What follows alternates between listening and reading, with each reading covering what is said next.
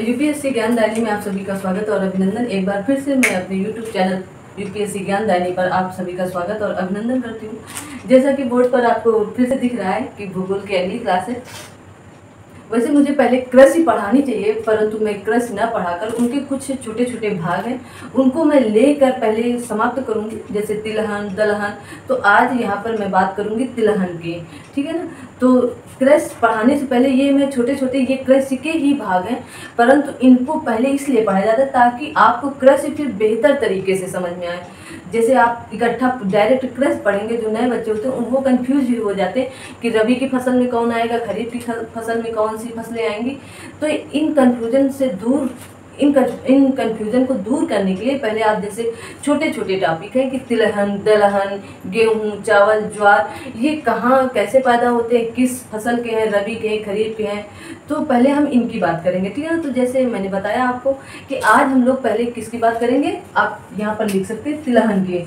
आज हम लोग पहले तिलहन के विषय में थोड़ी सी जानकारी जानेंगे।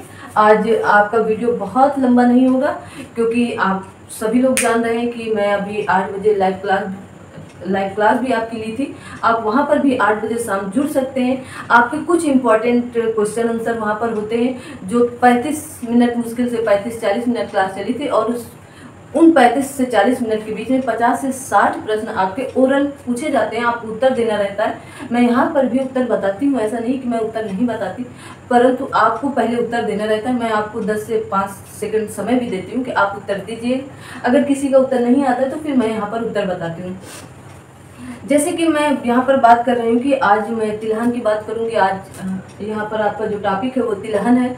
तो भारत में भारतीय तिलहन भोजन में वसा का मुख्य स्रोत है। जो तिलहन है ये वसा का मुख्य स्रोत है। तो इसके कुछ पॉइंट आप लिख लीजिएगा। क्या है ये? मुख्य स्रोत है किसका? वसा का, ठीक है। मुख्य स्रोत है वसा का। जो भारतीय तिलहन है, ये तिलहन है जो वो क्या है, भोजन में वसा का मुख्य स्रोत है, ठीक है ना। भोजन में वसा का मुख्य स्रोत है तिलहन भारत के प्रमुख तिलहनी फसलें, जैसे आप देखेंगे कि तिलहनी फसलें कौन कौन सी होती हैं। तो फसलें यहाँ पर हेडिंग डाल दीजिएगा फसलें, और फसलों के आगे लिखिएगा तुरिया। अब तिलहन की बात है तो तुरिया के बाद सरसों आएगा, क्योंकि सरसों तो जाहिर सी बात है आपका सरसों होगा ही होगा। तो आपका तिलहन हो गया, सरसों हो गया, तिल हो गया। आप तिल भी जान रहे होंगे, काला काला तिल होता है। अलसी हो गया आपका, अलसी हो गया आपका। गांव में अलसी वगैरह का तेल निकाला जाता है। अब तिलहन की बात है तो तेल तो होगा ही उसमें। सोयाबीन हो गया आपका, क्या होगा? सोयाबीन हो गया आपका। सूरजमुखी हो गया, क्या हो गया आपका? सूरजमुखी हो गया, ठीक है ना। अरंडी और बिनौला। अरंडी शायद गांव में अरंडी की टोकरियाँ, अरंडी के तेल से टोकरियाँ, मतलब जैसे झिंझिर वाली डलिया होती ना, उसमें अरंडी के तेल से मालिश की जाती है। तो वो शायद मुझे एकदम क्लियर नहीं है, लेकिन शायद अरंडी का तेल ये लगाया जाता है, जिससे गांव में आप देखे होंगे कुछ टोकरियाँ काले कलर की हो जाती है, तो उसमें अरंडी का तेल का प्रयोग किया जाता है, ठीक है ना। एकदम कंफर्म मैं नहीं हूँ, पर मुझे याद है थोड़ा सा कि उसमें अरंडी का तेल ही लगाया जाता है, ठीक है ना। और या आप लिखे पीत क्रांति। क्या लिखेंगे? पीत क्रांति किससे संबंधित है? पीत क्रांति किससे संबंधित है? तो आप क्या बताएंगे यहाँ पर? सरसों से। पीत क्रांति किससे संबंधित है? तो आप बताएंगे कि तिलहन उत्पादन से। क्या बताएंगे? तिलहन उत्पादन से संबंधित है। किससे संबंधित है? तिलहन उत्पादन से संबंधित है। तो शायद इतनी बातें आपको क्लियर हुई होंगी कि तिलहन, आज हम लोग तिलहन कृषि का एक ये मतलब भाग है, कृषि का ये भाग है। तो तिलहन दलहन ये अलग अलग भाग है। तो इसका जो तिलहन का मुख्य स्रोत है, तो मुख्य स्रोत क्या है? भोजन में वसा। जैसे हम जो भोजन लेते हैं उसमें वसा का काम करता है तिलहन की फसलें जो होंगी आपकी तुरिया, सरसों, तिल, अलसी, सोयाबीन, सूरजमुखी, अरंडी, बिनौला। तो बिनौला भी मुझे नहीं पता है कि बिनौला कौन सा है। बिनौला का तेल जो होता है सुने हैं, पर मुझे कंफर्म नहीं। बाकी आप तुरिया भी जान रहे हैं, सरसों भी आप जानते हैं कि सरसों आपकी कौन सी फसल है। तो सरसों आपकी रबी की फसल है, कौन सी फसल है? सरसों आपकी रबी की फसल है। मतलब ये अक्टूबर नवंबर में बोई जाती है और मई जून में काटी जाती है, ठीक है ना। रबी की फसल मतलब, रबी का मतलब कि ठंडी में बोई जाएगी और गर्मी में काटी जाएगी, ठीक है ना। इतना आप जान गए। फिर उसके बाद दिया गया है कि तिलहन से तेल और खली की प्राप्ति होती है। जो तिलहन है, जब आप जैसे सरसों, क्योंकि लोग सरसों ज़्यादा जानते हैं, तो जब सरसों से आप तेल निकलवाते हैं, सरसों से क्या निकलवाते हैं? तेल। तो सरसों से तेल और खली, गांव में इसे खरी बोलते हैं। क्या बोलते हैं? हो सकता है आप भी खरी ही जान रहे हो, खरी या खली। किताबी भाषा में तो इसे खली ही कहा जाता है, परंतु गांव में इसे खरी कहा जाता है, ठीक है ना। तो सरसों से क्या मतलब, तिलहन से तेल निकलता है। सरसों से मैंने इसलिए लिया क्योंकि सरसों लोग मतलब पिरवाते हैं गांव के। जैसे आप सरसों का तेल खाते हैं तो उसको पहले पिरवाया जाता है सरसों। तो सरसों जब आप पिरवाएंगे तो सरसों एक तिलहन की फसल है, तो उससे तेल निकलता है और खली निकलती है, ठीक है।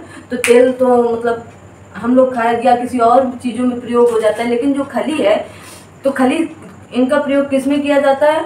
वार्षिक में किया जाता है, आपका औषध बनाने में किया जाता है, सुगंध पदार्थ में किया जाता है, मोमबत्ती बनाने में भी खली का प्रयोग किया जाता है, ठीक है ना। मोमबत्ती, साबुन हो गया, उर्वरक हो गया।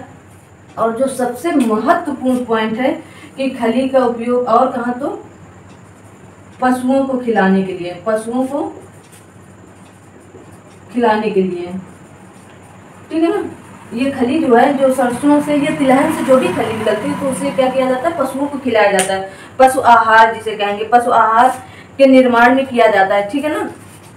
अब भारत में जो तिलहन उत्पादन, भारत में तिलहन का सबसे बड़ा उत्पादक राज्य क्या है?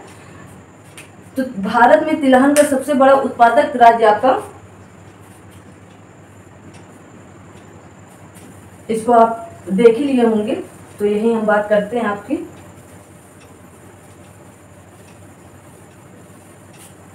ये सारी चीजें आप आराम से समझेंगे, बहुत कठिन नहीं है। लेकिन जो लोग पहली बार पढ़ते हैं, तो भारत में तिलहन का उत्पादक सबसे ज़्यादा, भारत में सबसे ज़्यादा उत्पादन, सबसे ज़्यादा उत्पादन आपका कहाँ होता है? मध्य प्रदेश में। कहाँ पर होता है? एमपी में होता है। सबसे ज़्यादा उत्पादन आपका कहाँ पर होता है? तो तिलहन का सबसे बड़ा उत्पादक राज्य मध्य प्रदेश है, उसके बाद राजस्थान और महाराष्ट्र है। इसके बाद क्या आएगा? राजस्थान आएगा आपका, और फिर उसके बाद महाराष्ट्र आता है, ठीक है ना। वो महाराष्ट्र लिखा है, महाराष्ट्र पूरा कर लीजिएगा। क्या है? भारत में सबसे ज़्यादा उत्पादक देश राज्य कौन से? तो मध्य प्रदेश, राजस्थान और महाराष्ट्र है आपका, ठीक है ना। ये तीन आपको याद करने हैं। मैं आराम से आज, इसलिए मुझे मतलब आप लोग सोच रहे होंगे आज आपके अंदर ऊर्जा नहीं दिख रही। हाँ, बिल्कुल नहीं दिख रही है। तो क्योंकि मैं कई घंटे से लगातार आपकी जो पिछली क्लास थी उसकी भी मैंने प्रैक्टिस की, और फिर इसको भी पढ़ने के लिए तो पैर भी काफ़ी दर्द हो रहे हैं, तो इस कारण बहुत ज़्यादा ऊर्जा नहीं है, टाइम भी बहुत ज़्यादा हो रहा है। तो आगे बात करते हैं हम लोग। मूंगफली, मूंगफली एक प्रमुख तिलहनी फसल है। क्या है? मूंगफली की बात करते हैं। क्या करेंगे? मूंगफली की बात करते हैं। मूंगफली ये भी क्या है? तिलहनी प्रमुख फसल है। ये भी प्रमुख फसल है। किसकी फसल है? तिलहन की, ठीक है ना। ऐसे आप यहाँ से तिलहन यहाँ लिखा ना, प्रमुख फसल है तिलहन की, ठीक है। वनस्पतिक प्रोटीन का अच्छा स्रोत है। क्या है? वनस्पतिक प्रोटीन का अच्छा स्रोत है, ठीक है। इतनी बातें आपको मोटी मोटी मूंगफली के बारे में पता होनी चाहिए, और कहाँ से पैदावार है ये भी मैं बताती हूँ आपको। यह प्रमुख तिलहनी फसल है। मूंगफली वनस्पतिक प्रोटीन का अच्छा स्रोत है। मूंगफली उष्णकटिबंधीय पौधा है। क्या है? मूंगफली आपका उष्णकटिबंधीय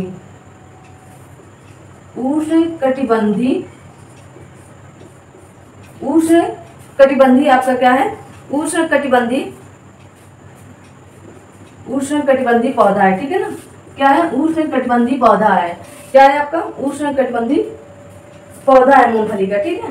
मतलब उष्णकटिबंध में होता है। जैसे आपकी कुछ पेटियां होती हैं, तो आप क्या उष्ण कटिबंध, शीतोष्ण कटिबंध, इस तरह की जो पेटियां होती है तो ये कहाँ होता है, उष्ण कटिबंध में होता है आपका, ठीक है, उष्ण कटिबंध। और ये उष्ण कटिबंध फसल है। अब ये सबसे ज्यादा पैदावार कहाँ होती है, अच्छा स्रोत है, ये 15 डिग्री से 25 डिग्री सेल्सियस तापमान एवं 50 से 80 सेंटीमीटर वर्षा, जहाँ पर 50 से 80 सेंटीमीटर वर्षा प्राप्त होती है। भारत में मूंगफली को गरीबों का काजू कहा जाता है। भारत में मूंगफली को गरीबों का काजू कहा जाता है, ठीक है, गरीबों का काजू कहा जाता है किसको, मूंगफली को। भारत में गरीबों का काजू किसे कहा जाता है, मूंगफली को कहा जाता है, ठीक है। फसल में, मूंगफली की फसल में होने वाली एक लाभकारी प्रक्रिया है, इसमें जो पेगिंग मूंगफली की प्रक्रिया होती है, क्या लिखेंगे आप, पेगिंग, यहाँ पर लिखिए पेगिंग। ये मूंगफली की ही एक प्रक्रिया है जो काफी लाभदायक होती है। मूंगफली की फसल में होने वाली लाभकारी प्रक्रिया, इसमें परागण के बाद, जैसे पेड़ मतलब फूल जो होते हैं तो एक दूसरे से वर्तिका परागण करते हैं, तो ये परागण के बाद क्या करते हैं, फल सीधा फूल के अवशेष भाग के आधार पेग निकलकर जड़ की तरफ नीचे की ओर मुड़कर जमीन के भीतर वृद्धि करता है। मतलब ये जब परागण करता है, आप किताबी भाषा से न समझकर, जब इसमें वृद्धि, जैसे मूंगफली का आप पेड़ देखे होंगे, तो जब इसमें परागण होता है तो ये जब ऊपर की ओर वृद्धि करके ना होता है, ये नीचे की ओर आता है और जमीन में ये वृद्धि करने लगता है। मतलब ये जमीन में अंदर जाकर वृद्धि करने लगता है। और फिर जैसे आलू का पेड़ आप देखें ना, कि आलू कहाँ होती है, जमीन के अंदर होती है। पेड़ तो आलू का ऊपर रहता है, जैसे आप आलू देखें तो आलू का पेड़ तो ऊपर रहता है, लेकिन उसकी जैसे मूंगफली नीचे होती है। लेकिन ये कुछ पेड़ ऊपर आते हैं, जैसे जमीन से ऊपर आए तो ये थोड़ा सा ऊपर आकर भी नहीं, तुरंत ये जमीन के नीचे ही अपनी वृद्धि करना शुरू कर देता है। इसी को कहते हैं पेगिंग एक लाभकारी प्रक्रिया है, मतलब इससे बहुत ज्यादा उत्पादन होता है किसका, मूंगफली का, ठीक है। तो मूंगफली का इसमें परागण के बाद मूंगफली की फसल के जिप्सम की अधिक मात्रा की आवश्यकता होती है। ये मतलब पॉइंट लिख लीजिएगा, किसकी आवश्यकता होती है, जिप्सम की अधिक मात्रा में आवश्यकता होती है, अधिक मात्रा में आवश्यकता होती है, अधिक मात्रा का निशान है, ठीक है ना, अधिक मात्रा में आवश्यकता होती है किसकी, जिप्सम की, ठीक है।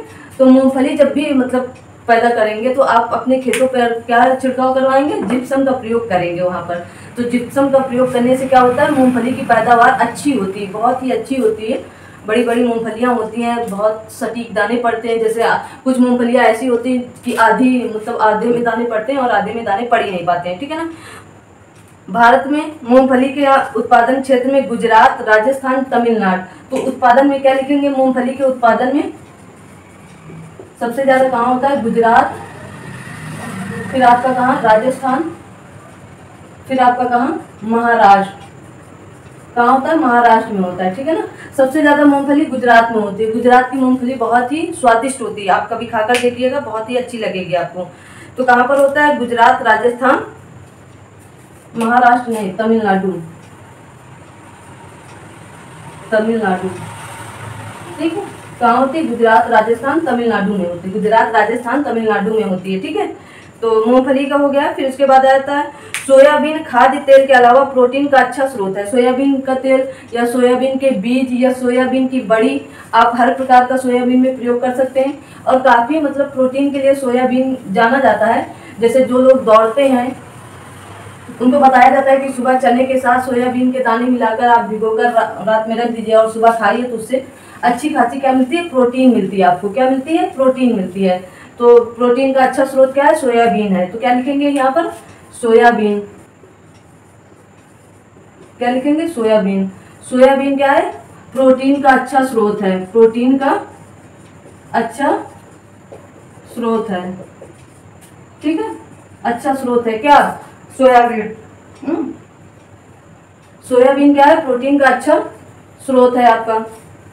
उसके बाद आप जानेंगे कि सोयाबीन खाद्य तेल के अलावा, ये खाद्य तेल तो है, ये सोयाबीन का तेल तो खाया ही जाता है, परंतु ये प्रोटीन के लिए बहुत ही महत्वपूर्ण है, इससे बहुत अच्छी प्रोटीन आपको मिलती है। जो लोग सोयाबीन खाते हैं उनको पता होगा कि सोयाबीन से कितना अच्छा स्वास्थ्य रहता है। सोयाबीन के लिए 15 डिग्री से 25 डिग्री का तापमान, 40 से 60 डिग्री की वार्षिक वर्षा, और इसका जो पीएच मान है, मतलब जैसे मिट्टी का पीएच मान हम जान रहे थे ना, मैंने पढ़ाया है, ये 6 से 6.5 पीएच अम्लीय मिट्टी में, ठीक है, इसका जो है अम्लीय मिट्टी में उत्पादन होता है, ठीक है। ये क्या है, 6 से 6.5 पीएच मान में अम्लीय मिट्टी में इसका क्या होता है, उत्पादन होता है। अम्लीय की दोमट मिट्टी जो होती है, जो मैंने जलोढ़ मिट्टी पढ़ाई थी, दोमट मिट्टी, या आप इसे जलोढ़ मिट्टी लिख सकते हैं। क्या लिख सकते हैं, जलोढ़ मिट्टी। तो यहाँ मतलब जलोढ़ मिट्टी में अच्छी मिट्टी होनी चाहिए इसके लिए, किसके लिए, सोयाबीन के लिए, ठीक है। सोयाबीन के लिए, सोयाबीन खरीफ फसल के तौर पर जून में बोई जाती है और अक्टूबर नवंबर में काटी जाती है। ये खरीफ की फसल है। कौन सी फसल है, खरीफ की फसल, खरीफ की फसल। ये जून में बोई जाती है। कब बोई जाती है, जून में बोई जाती है और अक्टूबर नवंबर में काटी जाती है, ठीक है। इसकी जो परिपक्वता है वो लगभग 110 दिन से कितनी है, इसकी परिपक्वता कितनी है, 110 से 115 दिन की मानी जाती है, ठीक है ना, 110 से 115 दिन की मानी जाती है। इसमें 3 से 4 बार सिंचाई की आवश्यकता पड़ती है। ये सारी बातें आपको कुछ भी जानना आवश्यक नहीं है। सोयाबीन में अग्रणी क्या है, तो उत्पादन कहाँ पर होगा सोयाबीन का, बस इतना जानिए। तो उत्पादन आपका एमपी में होता है। हम सोच रहे हैं जितनी जल्दी ज्योग्राफी खत्म हो आपका दूसरा सब्जेक्ट उठाया जाए, लेकिन ये कृषि वगैरह पढ़ाया नहीं जाता है, बस इनके प्रश्न करवा दिए जाते हैं जल्दी से। तो सोयाबीन के लिए मध्य प्रदेश सबसे बड़ा क्षेत्र है। जो देश की कुल सोयाबीन का मतलब सबसे ज़्यादा मध्य प्रदेश में ही पाया जाता है। दूसरे नंबर पे आपका आता है महाराष्ट्र। क्या आता है, महाराष्ट्र आता है। पहले नंबर पे आपका एमपी आता है। तो सबसे ज़्यादा सोयाबीन कहाँ उत्पादन किया जाता है, तो एमपी में, मध्य प्रदेश में, और दूसरा महाराष्ट्र में किया जाता है, ठीक है ना। उसके बाद आप और थोड़ा देख लीजिएगा, महाराष्ट्र के बाद राजस्थान में भी किया जाता है। सरसों भारत की, इसके आगे आपको लिखना हो तो लिख लीजिएगा राजस्थान, ठीक है, राजस्थान में भी किया जाता है। अब आप सरसों की बात कर लेते हैं, जो मेन है तिलहनी फसल के लिए, जिसको लोग बेहतर तरीके से जानते हैं, समझते हैं, जो खरीफ की फसल भी है सरसों। तो सरसों एक बहुत ही इम्पोर्टेंट टॉपिक है आपका। तो सरसों के विषय में सबसे पहले जानिए सरसों, ठीक है। तो सरसों क्या है, ये एक खरीफ की फसल है, पहले रबी की फसल है। ये क्या है, रबी की फसल है, रबी की फसल है क्या, सरसों, ठीक है ना। मोस्ट इम्पॉर्टेंट मतलब ये पॉइंट है कि ये रबी की फसल है। गेहूं भी आपकी रबी की फसल पे आता है। तो सरसों भारत की प्रमुख तिलहनी फसल है। सरसों रबी की फसल के अंतर्गत आती है। सरसों की फसल के लिए 15 से 25 डिग्री सेल्सियस तापमान चाहिए होता है और 75 से 100 सेंटीमीटर, 75 से 100 सेंटीमीटर इसको क्या चाहिए होती है, वर्षा चाहिए होती है। और 15 डिग्री से 25 डिग्री सेल्सियस तक क्या चाहिए होता है, तापमान चाहिए होता है, ठीक है ना। ये मोटी मोटी बातें आपको सरसों के विषय में जरूर पता होनी चाहिए। उसके बाद ये मतलब अक्टूबर नवंबर में बोई जाती है। अक्टूबर नवंबर में बोई जाती है और फरवरी मार्च में काटी जाती है, ठीक है ना। तो इसलिए इसे रबी की फसल कहा जाता है, जो ठंडी में बोई जाती है। तो अक्टूबर नवंबर में ठंडी शुरू हो जाती है और मार्च आते आते गर्मी शुरू हो जाती है, ठीक है ना। क्योंकि मई जून में आपका गेहूं काटा जाता है और अक्टूबर नवंबर में ही आपका बोया जाता है लगभग, इसीलिए इसको रबी की फसल कहा जाता है, ठीक है। राजस्थान सरसों की शीर्ष उत्पादन, राजस्थान में सबसे ज़्यादा सरसों उत्पादन किया जाता है। कहाँ पर, राजस्थान में सबसे उत्पादन, आप लिख लीजिएगा उत्पादन। तो सबसे नंबर 1 पर क्या है, राजस्थान आपका है। और फिर उसके बाद दूसरे स्थान पर आपका आता है हरियाणा। बगली में है सरसों का साग और बाजरा की रोटी। सरसों का साग और बाजरा की रोटी खाने का मजा आपको हरियाणा और राजस्थान पर ही मिलता है। तीसरे स्थान पर अपना क्या आता है, यूपी आ जाता है। क्या आता है, यूपी। इसीलिए ये इम्पॉर्टेंट है। मेन बात बस यहीं आकर फंस जाती थी कि यूपी कहीं और आपको नहीं मिला है, ना सोयाबीन में मिला है, ना आपको क्या कहते हैं मूंगफली में मिला है, लेकिन सरसों में यूपी आपका आता है। यूपी आपके तीसरे नंबर पर है, इसलिए ये पॉइंट इम्पॉर्टेंट हो जाता है, क्योंकि यूपी का ही एग्जाम आप दे रहे हैं। जहाँ पर जो पॉइंट अगर राजस्थान आया तो राजस्थान के लिए वो इम्पॉर्टेंट हो जाता है, हरियाणा के लिए भी ये इम्पॉर्टेंट होगा, लेकिन जो यूपी के लिए बहुत ही इम्पॉर्टेंट पॉइंट हो जाता है। तथा तीसरे स्थान पर उत्तर प्रदेश है। सरसों की प्रमुख प्रजातियां, जो अब ये एग्जाम में पूछा जाता है, ठीक है ना। सरसों की प्रमुख प्रजातियां क्या हैं, प्रमुख प्रजातियां, इनको आप लिख लीजिएगा, ज्यादा नहीं है, 4-5 ठो है तो 4-5 आप लिख लीजिए। पूसा गोल्ड, पूसा गोल्ड,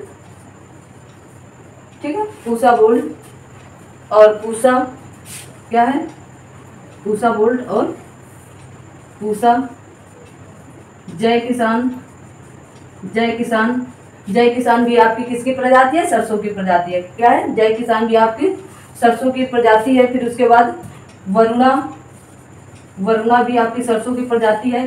ये 4 आपको पूसा गोल्ड, पूसा, जय किसान और वरुणा आपको याद करनी ही है, ठीक है ना। ये क्या है, सरसों की प्रमुख प्रजातियां के अंतर्गत आती है और ये प्रश्न पूछे जाते हैं आपके।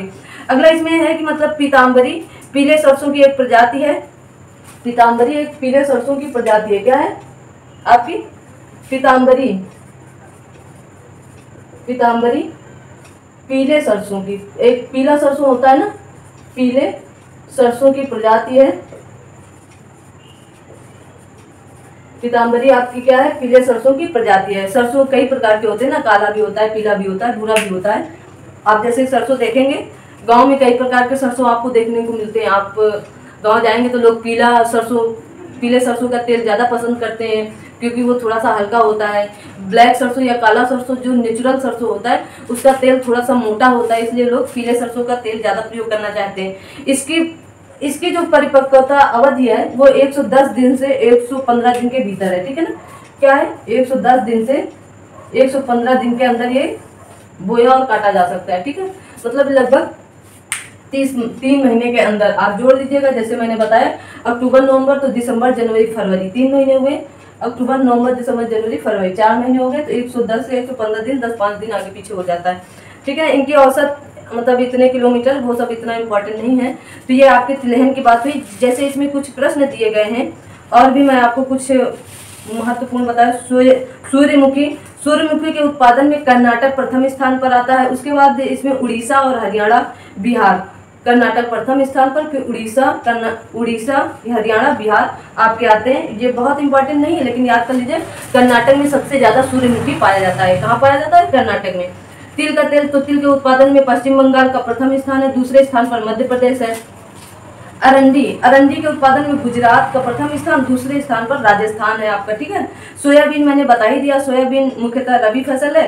सोयाबीन के कुल बोए गए क्षेत्र का लगभग 50% भाग मध्य प्रदेश में, मध्य प्रदेश जाना ही जाता है सोयाबीन के लिए। सोयाबीन का सर्वाधिक उत्पादन मध्य प्रदेश में, दूसरे स्थान पर महाराष्ट्र, तीसरे स्थान पर राजस्थान है। मैंने यही सब कुछ आपको बताया। सोयाबीन के प्रमुख उत्पादक राज्यों में उत्पादकता की दृष्टि से तेलंगाना का स्थान प्रथम है, मध्य प्रदेश दूसरे स्थान पर आ जाता है, ठीक है। तो ये बातें हुई आपकी तिलहन की। और इसके कुछ इंपॉर्टेंट प्रश्न मैं आपको बता देती हूँ कि ऐसा न लगे कि ये इम्पॉर्टेंट नहीं है और आपके सामने पुनरावलोकन ही है, तो पुनरावलोकन के प्रश्न ही हैं। तो आप जैसे इसमें पूछा गया है कि निम्नलिखित में से कौन एक तिलहनी फसल है, तो ऑप्शन है मसूर, मसूर का मैंने नाम ही नहीं लिया। लोबिया मैंने नाम ही नहीं लिया। बरसीम, बरसीम तो हमारे यहाँ जानवरों को काट कर खिलाई जाती है, वैसे ये घास मानी जाती है बरसीम। और यह सूर्यमुखी, मैंने सूर्यमुखी आपको बताया भी है कि ये क्या है, तिलहनी फसल है, तो यहाँ पर ऑप्शन क्या हो जाएगा, सूर्यमुखी।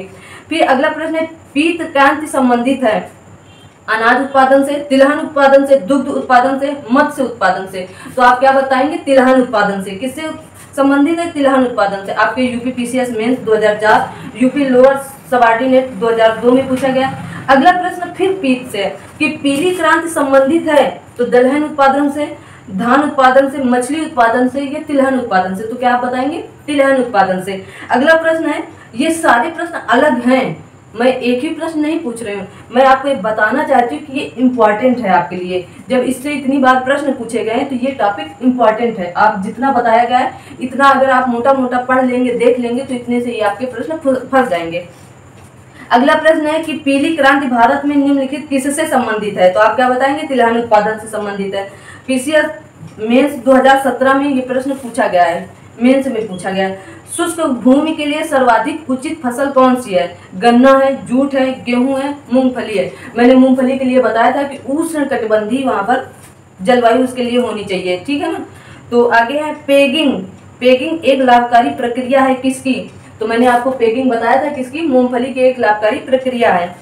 भारत में सोयाबीन का अग्रणी उत्पादक कौन सा राज्य है? ये यूपीपीसीएस प्री 2003 और 2005 में, एमपीपीसीएस 2000, यूडीए-एलडीए 2001, पहले आरओ जैसे होता है उसी को यूडीए-एलडीए भी कहते थे।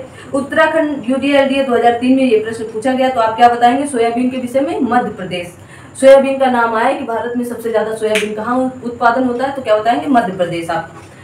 अगला प्रश्न है कि भारत में सोयाबीन का सबसे अधिक उत्पादन किस राज्य में होता है? तो आपका ऑप्शन वही है, उत्तर प्रदेश, मध्य प्रदेश, बिहार, राजस्थान, और कई बार ये पीसीएस 2007 में मेंस में पूछा गया, उत्तराखंड पीसीएस 2005 में उत्तराखंड यूडीए-एलडीए में पूछा गया, और इसका उत्तर भी आपको पता है कि मध्य प्रदेश होगा। महत्वपूर्ण सोयाबीन उत्पादक राज्य है, तो आप क्या बताएंगे? मध्य प्रदेश ही बताएंगे। मध्य प्रदेश है तो मध्य प्रदेश बताएंगे। सबसे ज्यादा कहाँ पर होता है? मध्य प्रदेश, फिर उसके बाद महाराष्ट्र, और फिर उसके बाद आपका राजस्थान में सोयाबीन होता है, ठीक है ना। अगला है कि सोयाबीन की खेती का सर्वाधिक क्षेत्रफल कहाँ पर है? ये अलग अलग प्रश्न है। अब मैं प्रश्न नंबर 10 पर पहुंच गई हूँ, और ये सारे प्रश्न अलग हैं लेकिन उत्तर लगभग एक ही है। क्या है? एक ही है। तो आप जब जान रहे हैं कि उत्तर एक ही है तो इनको अच्छे से देख लीजिएगा, आपको समझ में आ जाएगा। तो इसका भी उत्तर मध्य प्रदेश है। 1992-93 में किसकी उपज इतनी प्रचुर हुई कि उसे कीर्तिमान मान सके? तो चावल का, गन्ना का, दलहन का, तिलहन का। तिलहन 1992-93 जब आप पढ़ेंगे और क्या कहते हैं पंचवर्षीय योजनाएं आती थी तो वहां पर इनकी जिक्र की गई है। 1992-93 में तिलहन अपने उत्थान में था, मतलब इतना उफान एकदम फैलाया हुआ था क्योंकि चारों तरफ बस तिलहन पैदा हो रहा था।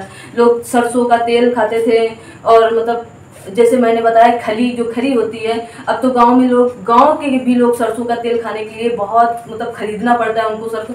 तब गांव वगैरह में घर घर सरसों हुआ करता था, और वही सरसों का तेल फिर शहर में आता था। अब तो जब गांव वाले ही खरीद के खाते तो शहर वालों की तो बहुत दूर की बात हो गई। ऐसे आप समझ लीजिएगा। अगला प्रश्न है, भारत में तिलहन का सबसे बड़ा उत्पादक राज्य है, तो आप क्या बताएंगे? मध्य प्रदेश है। भारत का कौन सा राज्य मूंगफली का सबसे बड़ा उत्पादक है? तो अब यहाँ पर आप क्या बताएंगे? गुजरात। मैंने क्या बताया था आपको? गुजरात बताया था। गुजरात के बाद राजस्थान और तमिलनाडु मैंने बताया था आपको, ठीक है। मूंगफली के क्षेत्रागत कम परंतु प्रति हेक्टेयर बहुत अधिक उत्पादन वाला भारत का राज्य है, तो क्या बताएंगे? पंजाब। पंजाब में है जो उत्पादन तो बहुत कम है, लेकिन जो हेक्टेयर के अनुसार है वहां पर पंजाब में सबसे ज्यादा मूंगफली हेक्टेयर में पाई जाती है, ठीक है ना। अगला प्रश्न है आपका, राजस्थान किस वस्तु का प्रमुख उत्पादक है? चना का, सरसों का, गेहूं का, कपास का। तो आप जान रहे हैं कि गेहूं बहुत कम होता है उधर, चना भी नहीं हो सकता है, कपास तो क्या है? सरसों का साग और बजरा की रोटी। ये हरियाणा और पंजाब के उधरी का सारा खान पान है, तो ये राजस्थान का है। फिर उसके बाद कहा गया है कि वरुणा प्रजाति है, जैसे मैंने आपको बताया वरुणा किसकी प्रजाति है, तो आप बताएंगे इसमें सरसों की, अलसी की, सूरजमुखी की, तिल की। तो क्या है? सरसों की मैंने बताया था। जैसे मैंने बताया पूसा बोल्ट क्या है? पूसा, जय किसान और वरुणा इसकी प्रमुख प्रजातियां हैं। पूसा बोल्ट एक प्रजाति है किसकी? सरसों की है। किसकी है? सरसों की है। पीताम्बरी एक प्रजाति है किसकी? सरसों की। पीताम्बरी एक प्रजाति है किसकी? सरसों। पीले सरसों की एक प्रजाति है क्या? पीताम्बरी, ठीक है। ये प्रश्न पूछे गए। जिप्सम की अधिक मात्रा आवश्यक होती है किसमें? तो मैंने बताया था कि मूंगफली की जो खेती होती है अगर उसमें आप जिप्सम का छिड़काव करा देते हैं, या जैसे जहाँ से पानी आप खेत के लिए देते हैं कि जहाँ पर मूंगफली लगी वहाँ पर अगर आप जहाँ से कटाव करते हैं वहाँ पर जिप्सम डाल दिया जाता है तो पूरे खेत पर जिप्सम पहुँच जाता है।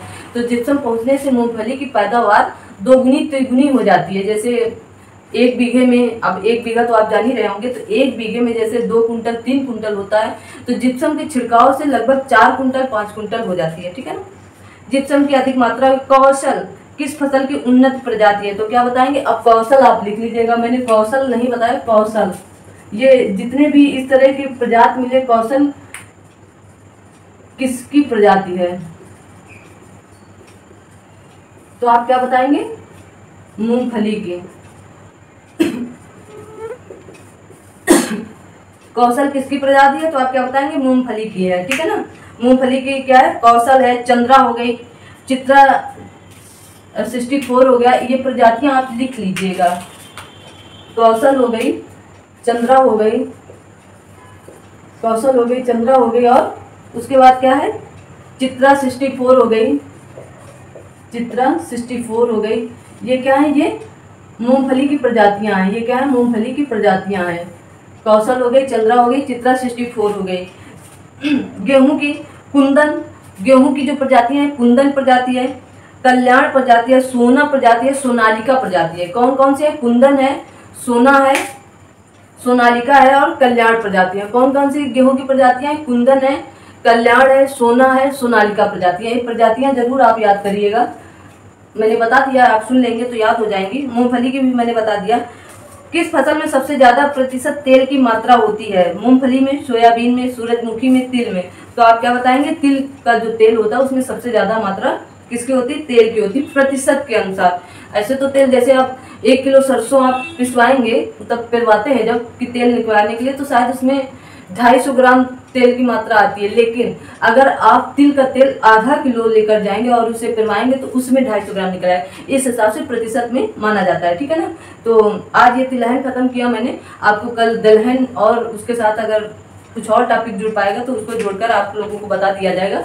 आप लोग कमेंट कर दिया करिए कि कैसी क्लास लगती है, आपके पास जो कंटेंट पहुंचता है क्या वो आपके लिए बेस्ट कंटेंट है, ये इसमें और भी कंटेंट जोड़ने की आवश्यकता है। आप इसे थोड़ा सा कमेंट करके बताएंगे तो यहाँ पर जो भी होगा और सुधार की जाएंगी। जब आप बताएंगे तभी यहाँ पर सुधार किया जाएगा। बाकी आप लोग इसे बताएं कि इसमें कैसे कैसे किया जाए।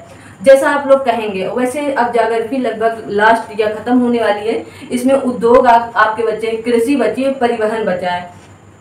तो परिवहन मतलब इतना पढ़ाने और कुछ टॉपिक में परिवहन का बताऊंगी, लेकिन ये बहुत ही लेंदी टॉपिक है।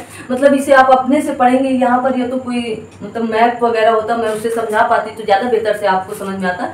लेकिन फिर भी मैं कोशिश करूँगी कि उद्योग और परिवहन आपके छूटे ना, चाहे उनको मैं थोड़ा थोड़ा करके आपको पढ़ा दूँ या बता दूँ। मैं उनको बताऊँगी। आपको कोई भी ज्योग्राफी का इम्पोर्टेंट टॉपिक आपका छूट नहीं पाएगा। आप इसके लिए निश्चिंत रहें। सारी क्लासें आपको दी जाएंगी। हो सकता है कुछ क्लासें ऊपर नीचे हो जाए, बाकी सारे टॉपिक आपके पास अवेलेबल होंगे। तो आज की क्लास यहीं तक रखते हैं। हम लोग मिलते हैं अगली क्लास में बहुत ही जल्द। और तब तक के लिए आप सब लोग अपना ख्याल रखिएगा। सिर्फ और सिर्फ अपना ही ख्याल रखिएगा। अपने से बड़ों का सम्मान करिएगा, अपने से छोटों से प्यार करिएगा और अपनी पढ़ाई को धार देते रहिएगा। जैसे कि अंदर से खबरें आ रही हैं कि आरओ की नोटिफिकेशन इसी माह में आने वाली है। हो सकता है 8-10 दिन के अंदर आपको आरओ की नोटिफिकेशन देखने को मिल जाए। ऐसा अनुभव लगाया जा रहा है, ऐसी अंदर से खबरें आ रही हैं। तो आप लोग एकदम कमर कस लीजिएगा। और जो मैं बता रही हूँ यहाँ से मैंने आपको बताया भी कि कैसे कैसे प्रश्न पूछे गए। तो आप इन्हें ये नहीं कह सकते कि ये टॉपिक इम्पॉर्टेंट नहीं है। मैंने इसलिए प्रश्न करके दिखाती हूँ कि ये ना हो कि ये टॉपिक इम्पॉर्टेंट नहीं है आपकी नज़र पे, परंतु ये टॉपिक इम्पॉर्टेंट होते हैं। अगर 1-2 प्रश्न यहाँ से आ गए और अगर वो 1-2 प्रश्न आप नहीं कर पाए तो आपको यही लगेगा काश मैं उस दिन पढ़ लेता या पढ़ लेती। परंतु ये काश शब्द जुड़ने से पहले आप अभी पढ़ लीजिएगा तो बेहतर होगा। तो इसी श्रृंखला को आगे बढ़ाते हुए मैं अगली क्लास में आपको बहुत ही जल्द मिलती हूँ। तब तक के लिए आप सभी को शुभ रात्रि और जय हिंद, जय भारत। कर यूपीएससी ज्ञान दैनिक को विजय।